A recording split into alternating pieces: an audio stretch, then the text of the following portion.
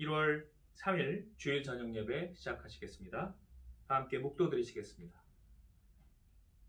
하나님은 영이시니 예배하는 자가 영과 진리로 예배할지니라. 아멘. 찬송 382장 부르시겠습니다. 382장입니다.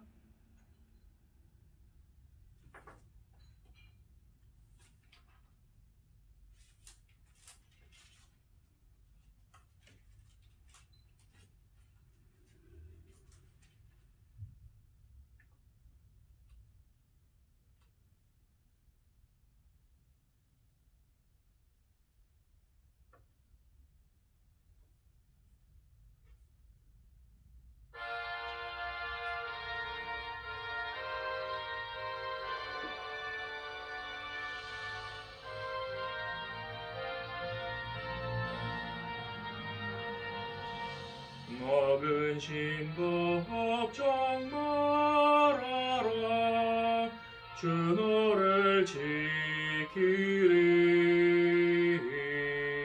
주 날개 밑에 거하라. 주 너를 지키리. 주 너를 지키리. 아무 때나 어디서나 주 너를 지키리. 늘 지켜주시리.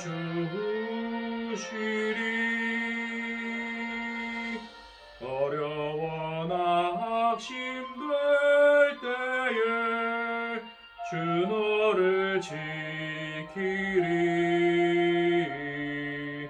위험한 일을 당할 때 주 너를 지키리. 주 너를 지키리. 아무 때나 어디서나 주 너를 지키리. 늘 지켜주시리.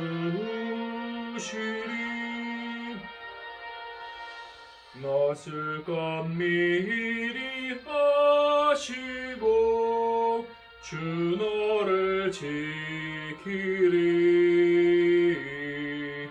구하는 것을 주시며 주 너를 지키리. 주 너를 지키리. 아무 때나 어디서나 주 너를 지키리. 늘 지켜주시리.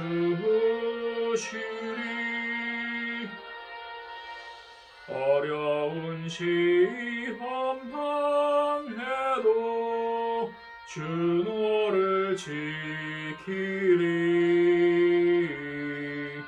구주의 품에 거하라. 주 너를 지키리. 주 너를 지키리. 아무 때나 어디서나 주 너를 지키리. 늘 지켜주시리.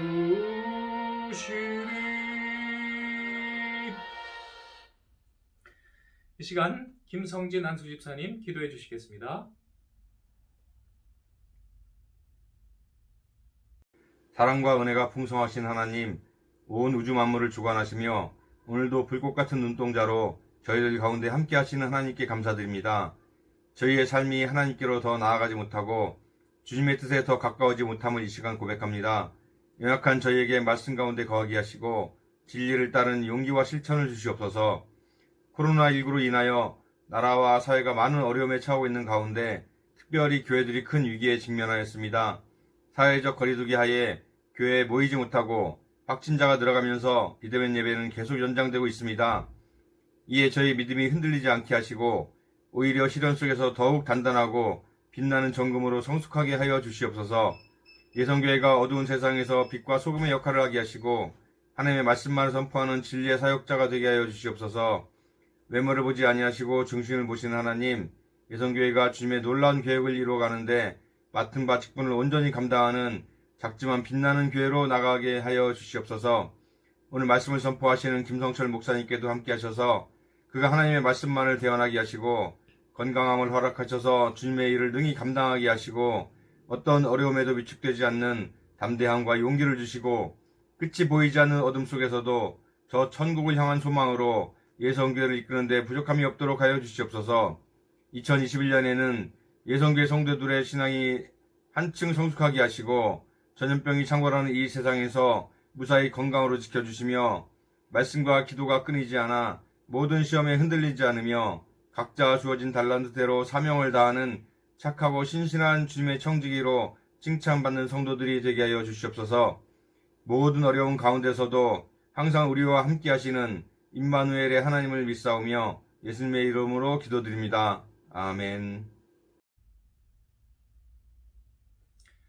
함께 나누실 하나님의 말씀은 요한복음 8장 44절 중후반절입니다. 요한복음 8장 44절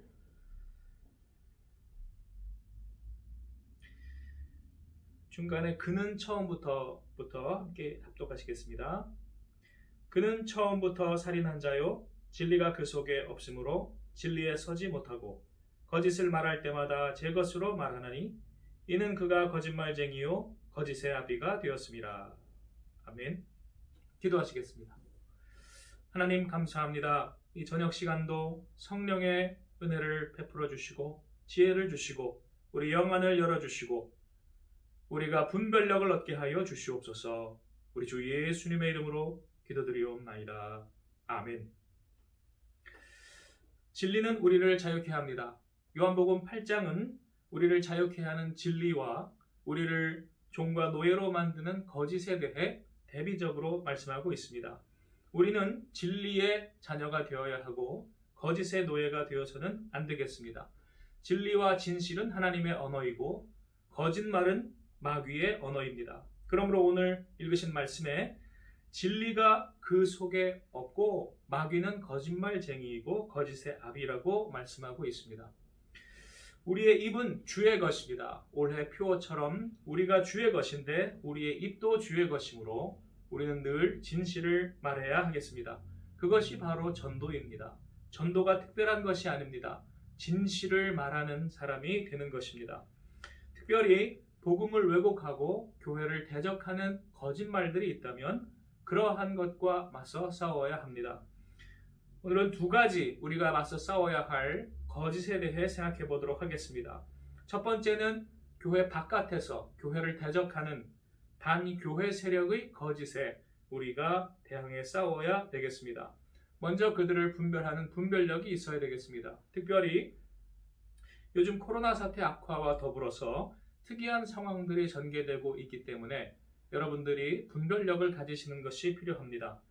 갑자기 며칠 전부터 교회들에게 책임을 전가하는 그러한 움직임들이 굉장히 빨라지고 동시다발적이 되고 있습니다. 첫 번째는 정부에서 어제 사회적 거리두기 연장 발표를 하는데 그것을 모 유력 언론이 보도를 하면서 교회들이 주요 집단 감염 사례이다라고 말을 했습니다. 교회들이 주요 집단 감염 사례인 것으로 그렇게 정부와 언론에서 몰아가는 느낌이 듭니다. 두 번째로 거의 비슷한 시기에 동시다발적으로 전국적으로 지자체들이 교회들을 집중적으로 조사하고 징계하고 있습니다. 또 언론들은 나팔을 불고 있습니다. 첫 번째 경북 상주시에 모 유명한 선교단체가 있습니다. 그런데 집합 금지 명령과 폐쇄 명령을 내렸습니다. 그 내용을 들여다보니까 작년 11월에 행사를 했습니다. 그런데 20일 지나서 정부에서 참석자들에게 검사받으라는 문자를 발송을 했고 그곳에서 몇 명의 확진자가 나오자 서로 연결을 시켰습니다.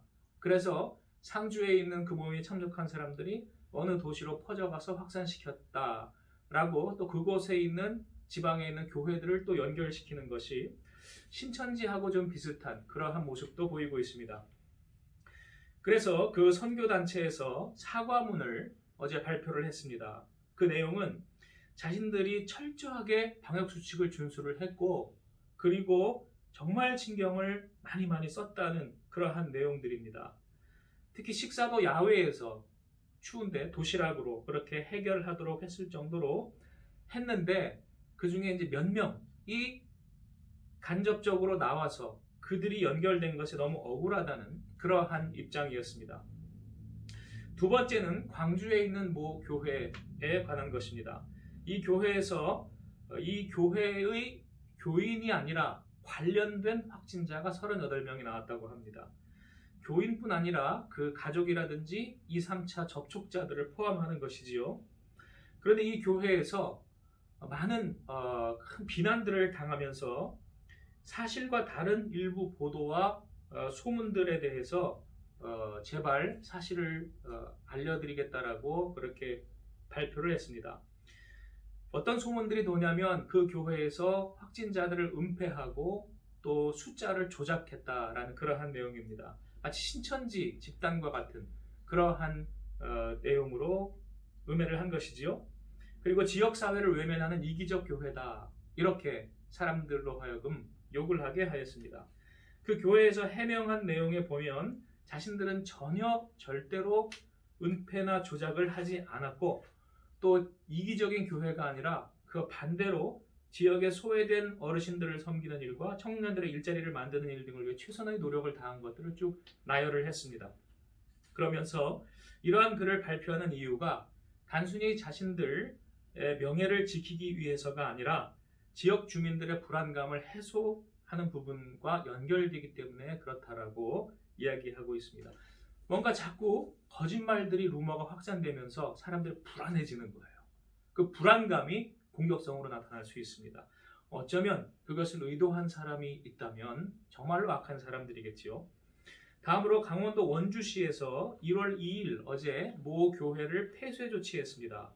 그곳에 관련 확진자가 또 20명이 나왔다라고 그렇게 하면서 보도가 되었습니다. 또 전남 순천시에서 대면 예배를 강행한 교회 3곳을 고발했습니다. 또 충청북도에서는 교회 예배에 참석했다가 확진된 소방관 2명을 징계했습니다. 교회에서 감염된 건지 아니면은 다른 데서 감염된 건지는 몰라요. 그런데 확진자 2명이 교회에 갔다 온 적이 있다는 것입니다. 그래서 그들을 직위 해제시키고 그리고 징계를 했습니다. 고발과 구상권 청구도 검토한다고 합니다. 그래서 여기에 대해서 한국교회언론회라는 곳에서 너무한 조치이다. 형평성에도 맞지 않는다라고 반발하고 나섰습니다. 그런데 여기서 우리가 한 가지 주의할 점이 있습니다. 이러한 내용들을 쭉 지켜봐 왔던 사람의 입장으로서 제가 느낌을 받은 것이 있습니다. 그것이 뭐냐면 여기에서 지금 어떻게 보면 정부에서 이러한 조치를 당한 사람들의 다수의 공통점이 있습니다. 다를 100% 제가 확인하지 않았지만 그 중에 몇 군데만 보더라도 많이 익히 알고 있었던 그러한 곳입니다. 그 공통점은 반공과 반동성애, 공산주의를 반대하고 동성애에 반대하는데 열심인 사람들이라는 것입니다. 물론 제가 그들을 지지하지는 않습니다. 왜냐하면 그들이 균형 잡히지 않은 부분들이 있고 또 건전하지 않은 부분들이 있습니다. 너무 극성스럽고 또 너무 한쪽으로 치우친 그러한 부분들에 있어서는 지지하지 않습니다. 그러나 그들이 이와 같은 그러한 처우를 당할 만큼은 아니라는 그러한 생각이 들었습니다. 정말로 코로나 관련되어서 그들에게 그런 조치를 한 것일까 의구심이 들었습니다. 정말 코로나를 잡기를 그렇게 열망을 한다면 다른 곳에 더 중요한 곳들은 방치된 곳이 또 너무나 많습니다. 예를 들면 최근에 동부 구치소에서 1024명이 확진자가 나왔다고 합니다. 구치소에서 마스크도 안 나눠줬다고 합니다. 기본적인 조치도 하지 않고 서로 섞이게 해서 그들이 1000명이 지금 넘게 확진자가 나오고 사망자도 거기서 나왔습니다. 요양병원들도 지금 방치되어 있다고 합니다. 끔찍한 상황이라고 합니다. 정말 그 어르신들께 너무너무 안 됐다는 생각이 들 정도로 방치되어 있다고 합니다. 그래서 정말 이러한 곳들을 먼저 나서서 제거하고 조치를 취하고 그렇게 해야 할 텐데, 이상하게 드는 느낌은 교회들만 공격하는 느낌, 그리고 교회들을 사람들이 미워하게 만드는 느낌, 그러한 것을 제가 지울 수가 없습니다.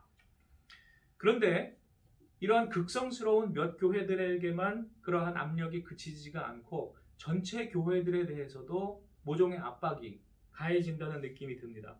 낮에 말씀드린 대로 12월 30일에 주민센터에서 2사람이 와서 점검을 하고 또 공문을 주고 갔고, 또 오늘도 바로 예배 시간 직전에 구청에서 공무원이 또 나왔습니다.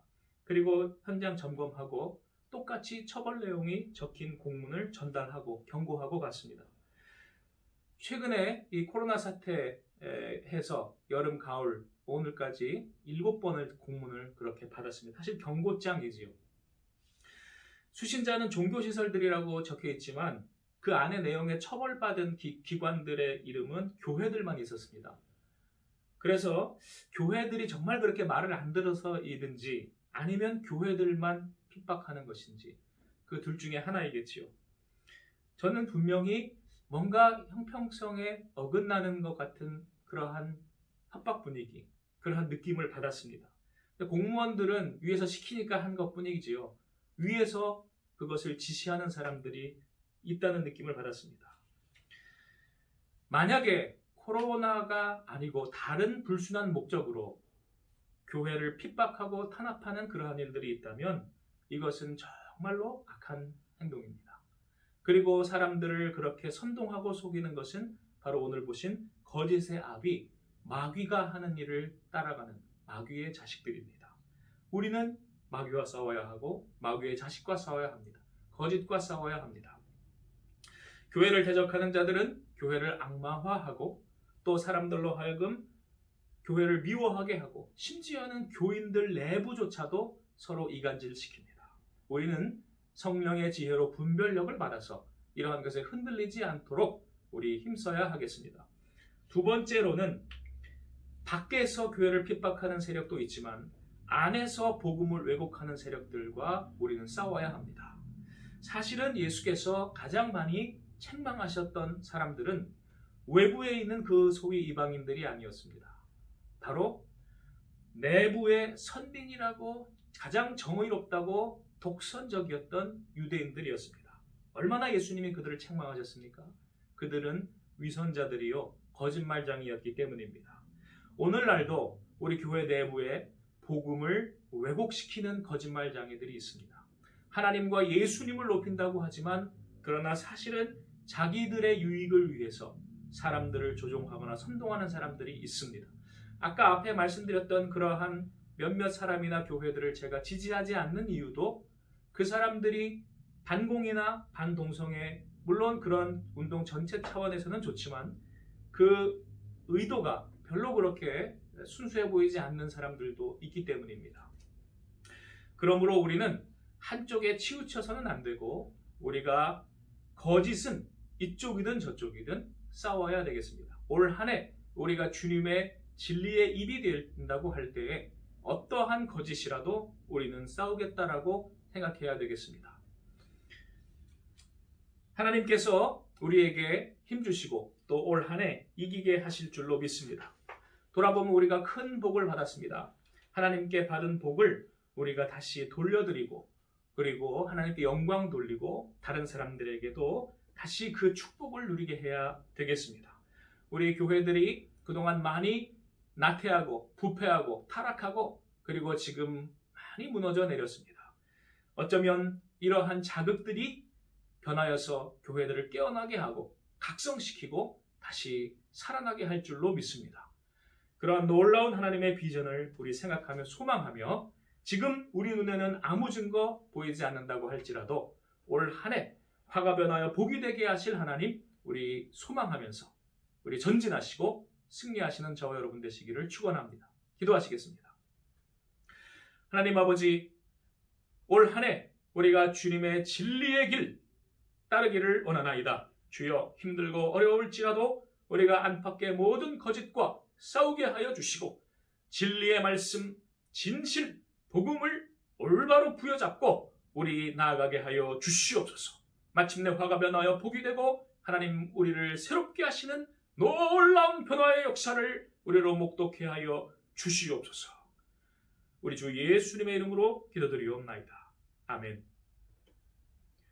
찬송 545장 부르시겠습니다. 545장입니다.